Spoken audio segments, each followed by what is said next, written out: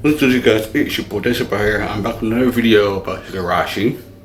This is about the depression in Higurashi when they cry. Now, this is a full spoiler for the entire series. So that includes anime, manga, visual novels. So if you haven't watched them or read the manga or anything else, do not watch this video at all.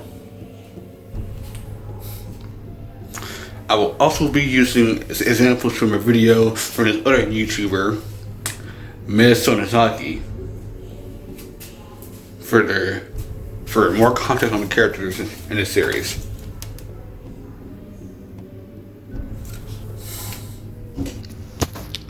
Now, the first character I'm talking about is Keiichi Maibara, the main character or main protagonist of our series. Keishi's character is flip-floppity through the entire first act of the series. He can be our protagonist, he can be our villain protagonist. Now, Keiichi is a different case, is that like his depression is not really shown, especially in the beginning. His anxieties and depression is shown through the progression of the Higurashi syndrome levels and on the Higurashi arc. Now, Higurashi syndrome is a disease remote to the Higurashi area. It is a brain disease. It can cause psychosis, hallucinations, and a full mental breakdown. Now, Keiichi and Oni Kakashi arc is struggling with this. His distrust of his friends takes to Oishi and Tomitake and Takano. And the fact that since Tomitake and Takano quote unquote died, he cannot go to his friends to talk to them. And that sows the seeds of distrust and anxiety throughout his entire journey for the first few episodes of the anime and the first 2 volumes on the manga.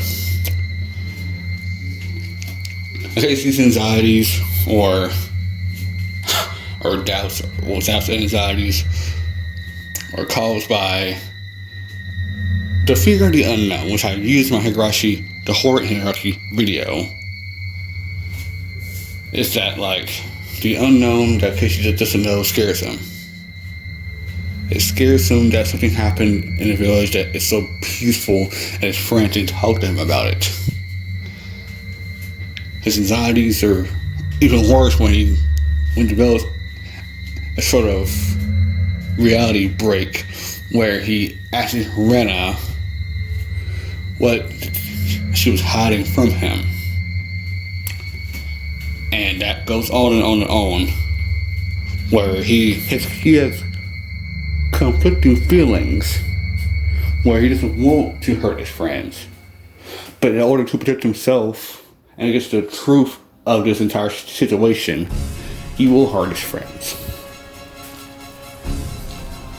And in the end, some people call this arc a tragedy. I wouldn't really call it a tragedy.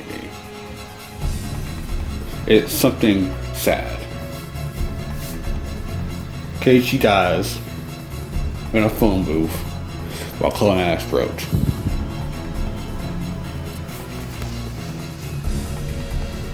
All the fear and anxiety and doubt he had from his friends kept with him until the time he died. That was one arc. The second arc goes into, in my opinion, a better despairful ending, where it's like a shoujo love manga, as it is really presented the art style of the manga for Higurashi. Higurashi artwork, it's parallel the love between, puppy love between Keiichi and Mion, but also to contrast that with Shion and Satoshi.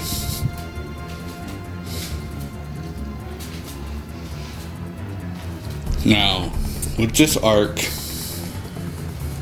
I call it more despair filled because of the ending.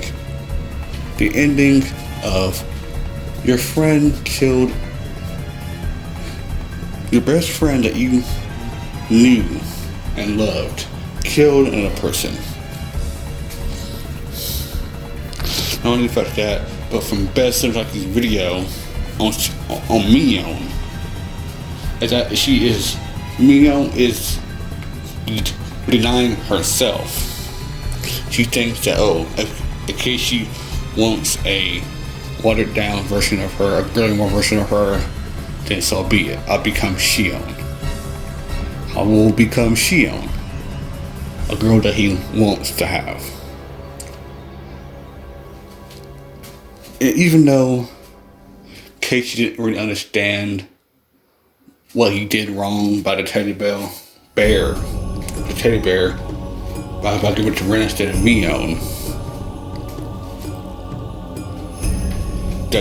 that depression and loneliness in Mion caused her to act out that way. It caused her to think that, like, okay, well, if I'm not good enough, maybe she was good enough. And that is a sad thing to realize or to think. And from this arc, it transcends the manga into the anime, where the anime, and it doesn't really show in the anime, but it's more in the manga and visual novel. And I think Ray or Kira, this idea is touched on again. It was Kira. We touched on again where Mion left Keiichi and she debates with her grandma, wherever, like, you are good enough. You are, great. You're great the way you are. You don't have to change because you're great the way you are. And it goes to show just how, I wouldn't say depressed Mion's character is, but how bothered by her tomboyish demeanor she is. Rena, on the other hand, that's a whole nother story I'll get to later. Satsuko and Satoshi, I'll put them together. Now, it goes into great depth in the original novel how much abuse Satsuko went through, but it has the tepe of the aunt, of the multiple stepfathers that the mom had in years. Now, I'm not here to say, now, Satoshi and Satsuko have been through a lot. So Satoshi had to grow up fast in order to take care of Satsuko, keep the peace between Satsuko and the stepfathers, Satsuko with the aunt and uncle. He had to grow up fast. And all that accumulated stress tired him out. All the abuse tired him out. Then for just tired him out. Where it got to a point where he thought it was great or good just to run away from it all.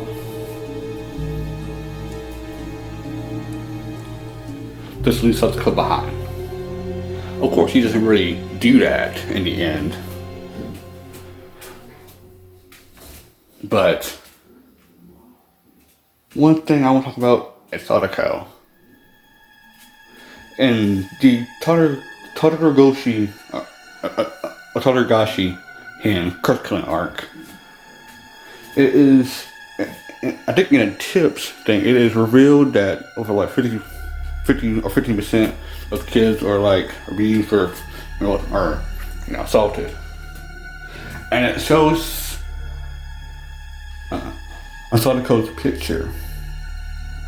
Is that supposed to interpret that, like, Is that supposed to be like, okay, is that supposed to be like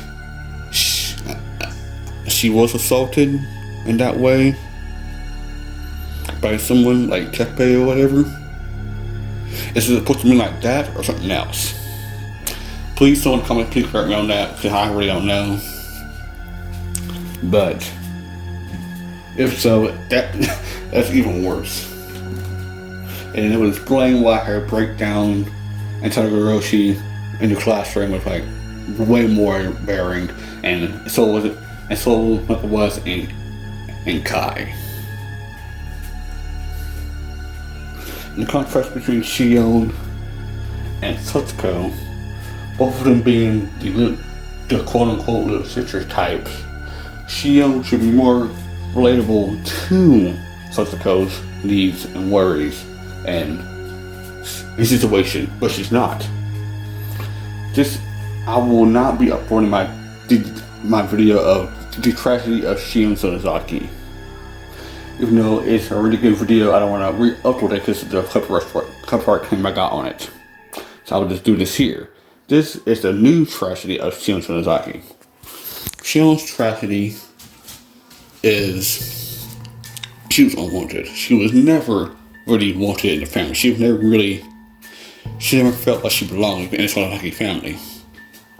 Shion is a basket case of a character, which I love. I love the Higurashi arc because of the comparison between Shion and Satoshi and Mion and Keiichi. Both Shion and Mion love their respective characters,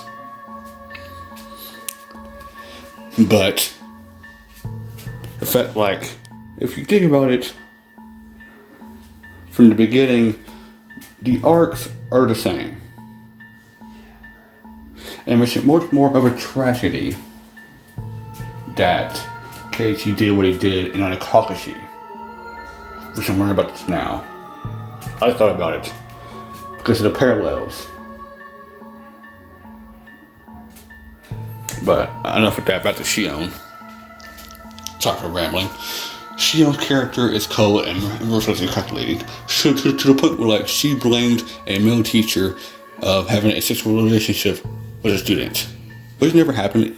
It was a lot by her part to get people confused and interested in that point in order to escape from the academy. And the only reason she wasn't even there was because she hated the rules. She hated being there. It was to suck up people with everything about that class in society. Her only ally is Mio, who's really changed throughout the years that she's known her. And in the original novel, she said to herself that the damn project battle was the best part, was the best thing of her life, because she felt like she was united with the entire village. Which is honestly really sad.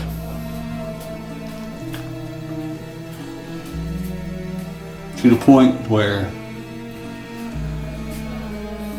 so with that on the way, so all that, Shion falls in love with Satoshi, which again, not really again, which is not really a long period of time just to fall in love. She was in love with the idea of Satoshi. By Kai's standard, she is fully in love with him. But in this standard, with Higurashi and she is in love with the ideas of Satoshi, because they both have similar backgrounds. Both for children from abuse, both for children under neglect. She effectively attached herself to Satoshi. But the fact that, like, she still hates Satsuko is that she's really attached and obsessed with Satoshi. Satoshi is the only thing on her mind. When she's at home, all she does is lay around and sleep. that's her life. And how isolating and sad is that? Let's lay around and think about the time or the day when you'll think about seeing that person again. Her life is essentially waking up, eating, taking about something to eat, going to sleep, writing her diary. That's literally what her life is. I guess it's the nature versus nurture thing, where if she was more nurtured, she would not have done what she done in Higurashi arc. It's more of her nature that she is manipulative, cold, and ruthless and calculating. And that is the inherent tragedy of Shion's character. Because she can say one thing with the other. And the fact that she was sorry for being born. She was sorry for doing all the atrocity, for all the things that she done in Higurashi. That she was even sorry for being literally being born. And that is a depression topic. A thing, oh God. Next character I want to talk about is Rena Ryugu. Rena, oh geez, that's a whole lot of stuff to talk about. Rena's character is a depression, mental health point of view thing. What I'm talking about is that Rena, more than everybody else in the series, even more than Shion, I would think that by the end of the Higurashi arc, Shion is gone. Like she's visually not there anymore. But Rena, it's like a whole nother case. And even with Rena and Shion says that Rena is like a bottomless pit of something, that she was intimidated by her. Rena's character is something to be admired from. Rena's mom and dad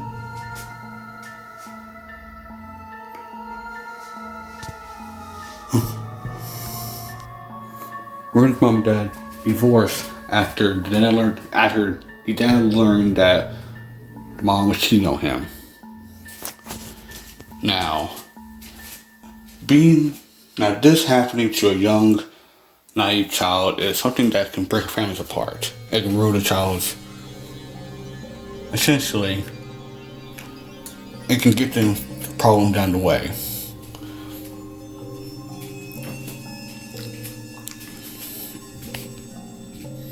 Soon after that, Rena goes under the Mizar syndrome levels and literally and figuratively tries to destroy herself because of the divorce of her parents.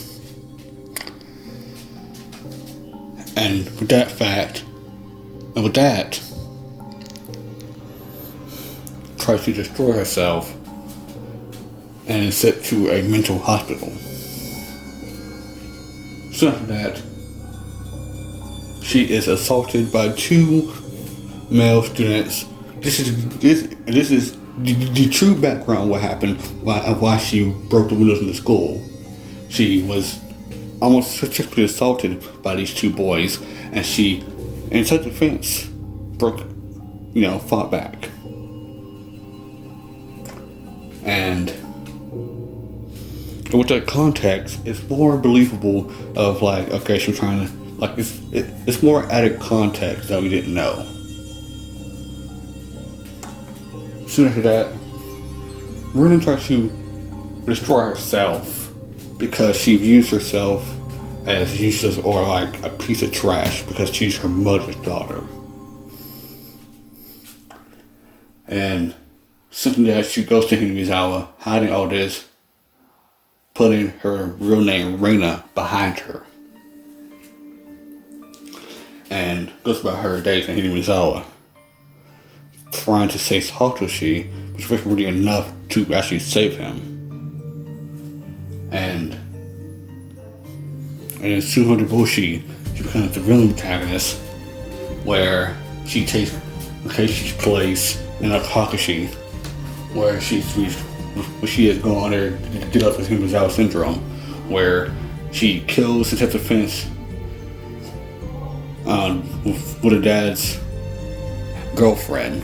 Her name escapes me right now. Rena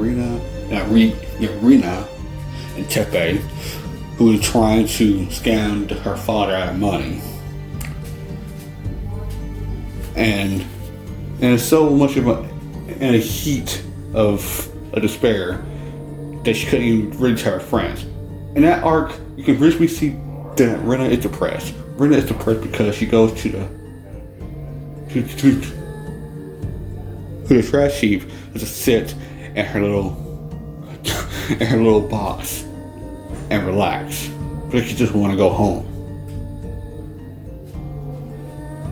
Because of the fact that, because of what happened in her past. Now take that context and use it for the rest of the series.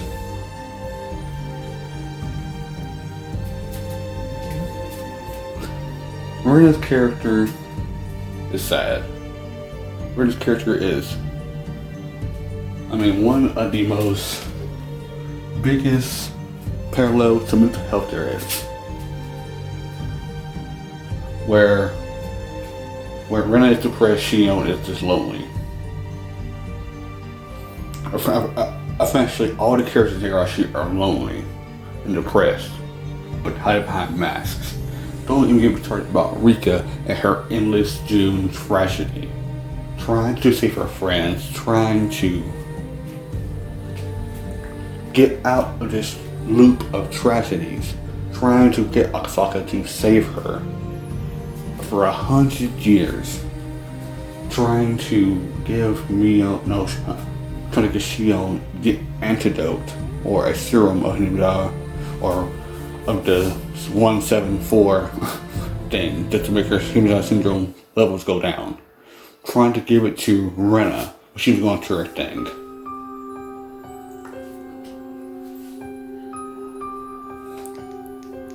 Trying to essentially beat fate. Trying to get past June. Trying to get her friends from not dying herself.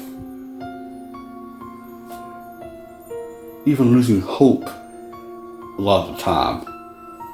And just saying that, oh, well, I'll wait for the other Miyazawa. I really don't care about this world.